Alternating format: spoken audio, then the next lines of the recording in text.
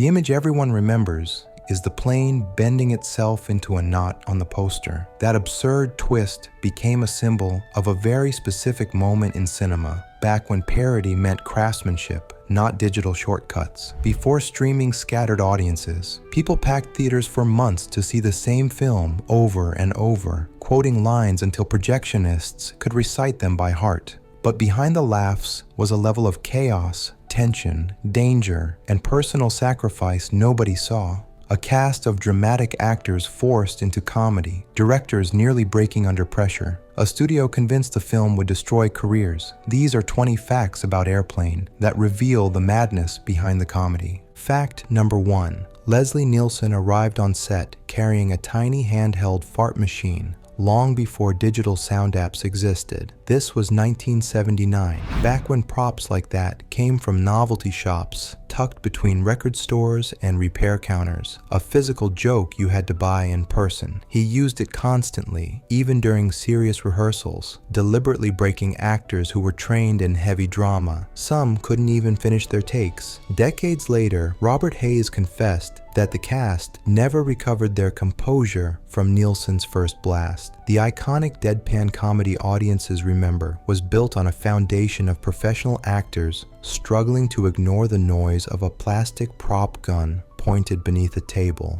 a small detail that proves that even the most serious artists can't resist a physical gag. Fact number 2. The studio didn't want Robert Hays as Ted Stryker, believing he lacked the recognition power for a headline theatrical event. They preferred a more recognizable face, someone who had headlined big dramatic films in the 70s. Hays was known mostly for TV guest spots, the kind of actor audiences saw but didn't pay for. But the directors saw something else in his face, the tired eyes of a man who looked like he had already survived 5 airline disasters. That grounded, utterly straight quality saved the film's straight man tone against the rising tide of pure absurdity. His casting was an early sign that this was a new kind of comedy, where the joke was that the actors weren't trying to be funny at all. Fact number 3, Julie Hagerty's naturally calm, almost innocent voice became a secret weapon that confused everyone, even the executives signing the checks. She sounded impossibly tranquil, like flight attendants from the era when airlines still gave out free meals and ashtrays were built into every armrest. The effect was so disarming that Paramount executives thought she must be joking intentionally with her delivery, a calculated comedic choice. She wasn't. That was her real voice, and the studio considered recasting her until test audiences erupted in laughter. Her delivery proved that sometimes the biggest comedy in a satire is simply the unblinking, calm realism of the world it's skewering. Fact number 4. Lloyd Bridges accepted the role of air traffic controller Steve McCroskey because he genuinely thought the script was a serious drama. He skimmed the dialogue and saw lines about glue, sniffing, smoking, and quitting everything on the worst possible day. A classic 1950s dilemma. He played them completely straight, the same way he had played military commanders in his earlier career. His confusion became comedy gold. Back when film scripts were often printed on heavy cardstock and sent through the mail, it was easy for a respected dramatic actor to misinterpret the new wave of absurd parody. His utter professional seriousness validated his character's breakdown. Fact number 5. The directors insisted on using real commercial airline pilots for the cockpit scenes, men who had spent 20 years breathing recycled cabin air. Their stiff posture and clipped delivery, the way they held a yoke and spoke into a microphone, came straight from decades of experience. One pilot remarked that the cockpit set felt too clean because back then, real cabins smelled like a permanent mix of burnt coffee and hydraulic fluid. This reliance on authentic, era-specific personnel back when comedy was built on realism is why the film's details remain so potent. The most absurd jokes are delivered with the utmost professional authority. Fact number 6. The film nearly died during editing after the first test screenings in early 1980 proved brutal. Audiences sat in total silence for the first 15 minutes, not a single laugh. Paramount executives panicked instantly, convinced they had a historic failure on their hands, and even considered recutting it as a straight disaster movie. But the directors begged for one more screening with tighter pacing and a different rhythm. The second audience erupted. Same movie, different beat. The film was saved by a desperate gamble on comedic timing, proving that sometimes a disaster is just a moment away from being a triumph. Fact number 7, Kareem Abdul-Jabbar, still playing full NBA seasons, collapsed while filming a cockpit scene due to the extreme heat on set. The lights pushed the temperature inside the set to 105 degrees, hotter than most indoor arenas. He was flying commercial between games back when first class still had curtains separating it from the main cabin. Exhaustion hit him mid-take. Crew members rushed in, cooling him with wet towels. He recovered, finished the scene, and boarded a flight the next morning. His commitment to the bit and the physical suffering he endured speaks to a time before modern production standards protected celebrity athletes from the brutal realities of a film set. Fact number 8, Barbara Billingsley, famous across America as the flawless 1950s TV mother June Cleaver, terrified the studio by agreeing to speak jive to a pair of passengers. This was decades before internet culture shredded anything remotely risky, a time when a former television matriarch saying something edgy was considered a potential career killer. She practiced the dialogue with 2 black stand-up comedians in a diner after hours. When she delivered her lines in one perfect take, the crew broke into applause so loud it ruined the audio. Her performance wasn't just a perfect joke, it was a defiant statement from an actress proving she was not a prisoner of her most famous role. Fact number 9, Peter Graves, the consummate dramatic actor, confessed that he hated the script for making his cockpit dialogue sound like he was a lunatic. His wife even begged him not to take the role, convinced it would damage his long-standing career. But after much convincing, he delivered every disturbing line, from the Turkish prison to the pedophile jokes, with the seriousness of a Sunday sermon. The discomfort in his face wasn't acting, but real confusion about what he had agreed to. It's a classic example of the chaos that built the film, an actor's genuine internal panic translated into the perfect comedic tone, a true human cost to the genius. Fact number 10, Julie Haggerty's famous coffee spill, where scalding liquid rocks the cabin, required 22 frustrating takes to get right. The directors wanted it to look like a disaster that airline passengers from the 70s remembered well. Scalding coffee hitting trays as the turbulence violently rattled the cabin. Haggerty rehearsed the spill so many times over the course of a long day that she smelled like hot coffee for the rest of the shoot. Crew members even joked they didn't need craft services anymore. That one iconic, messy moment of physical comedy was the result of a dedication to practical effects that modern digital tools would never require. Fact number 11, the little girl's dark heart transplant scene, where she's hooked up to a machine, used a real medical pump borrowed from a hospital supply shop. This was before modern prop regulations, before studios required a safety officer for every complex device on set. Back when filmmaking meant getting creative with real-world equipment.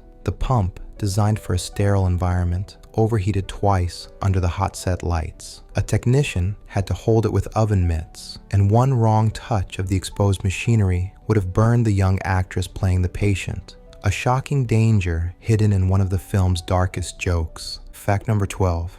The famous plane on autopilot gag almost destroyed the inflatable pilot and injured the crew. The original prototype used an industrial compressor, a large machine pushing too much air pressure into the dummy's fragile shell. During the first test, it expanded like a balloon and burst with enough force to crack the plastic panel behind it. Had an actor or crew member been seated in that spot, they could have been seriously injured by the shrapnel. The film's most ridiculous visual almost became a real-world disaster, another casualty of the era's lack of safety standards for practical gags.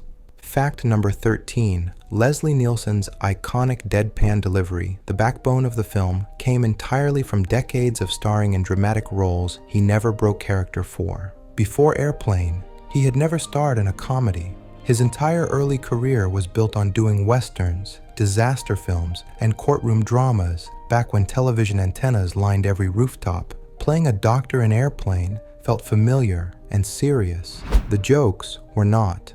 That tension, the dramatic actor trying to hold his composure while saying the most ridiculous lines, created the beloved tone. His performance was a subtle human struggle for professional dignity against an ocean of comedic anarchy. Fact number 14. the directors actively tricked David Leisure into looking genuinely terrified in his scenes as the glued-up air controller. They told him to breathe slowly and evenly, like he was sitting through the roughest turbulence in a cramped seat from the era before reclining restrictions. Then, without warning, they'd suddenly blast the set with powerful wind machines. His jumpy, wide-eyed reactions were not just acting, they were genuine panic. A simple, cruel psychological trick employed by the directors to elevate the drama, demonstrating that sometimes the greatest dramatic effect comes from the smallest betrayal of trust. Fact number 15. The running gag about Ted Stryker's drinking problem was created on the fly because actor Robert Hayes simply couldn't keep a straight face during emotional takes. He kept accidentally hitting himself while rehearsing his scenes with props. Instead of stopping to correct the accident, the directors kept the mistake. It stayed in the film exactly as it happened. A punchline born entirely from on-set frustration and an actor's inability to control his own comedic flinches. A great joke that was less a triumph of screenwriting and more a testament to an exhausted crew rolling with an actor's accidental blunder. Fact number 16. One of the most dangerous moments involved the exterior plane miniature, which was meant to represent the entire aircraft in flight. The wires holding the model, which was suspended over hot, powerful set lights, suddenly snapped.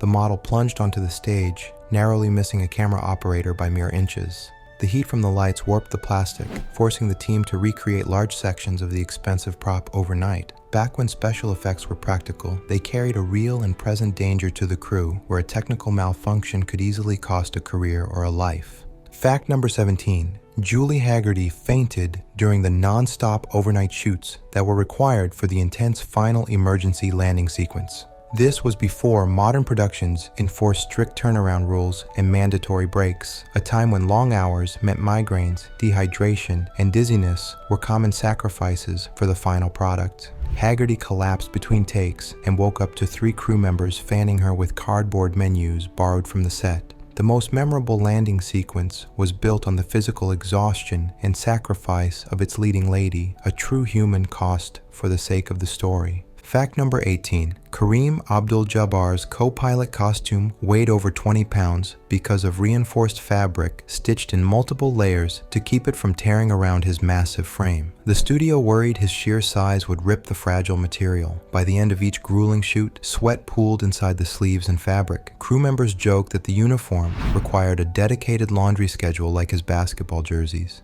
His uniform was not just a costume, it was a heavy, sweat-drenched, custom-made challenge that he carried for every take. Fact number 19. Robert Stack filmed his dramatic sunglasses removal scene with genuine, blistering fury that was not entirely aimed at Ted Stryker. Throughout the entire production, Stack fought relentlessly with studio executives who believed the film would ruin his serious TV career and erode his dramatic legacy. He filmed the shot like he was ripping out years of frustration at the industry's perception of him. When he locked eyes with the camera, that intensity was not comedy. It was a man proving he still had dramatic range, delivering a moment of profound, career-defining defiance. Fact number 20. The biggest secret of Airplane is that its emotional gravity came from every actor believing their career was genuinely on the line. Dramatic performers were forced into absurdity. Athletes were pushed to physical exhaustion. Comedians were terrified of bombing. It was a moment frozen between eras, before digital effects made everything seamless, before corporate committees sanitized every risk, back when a comedy could still feel truly dangerous.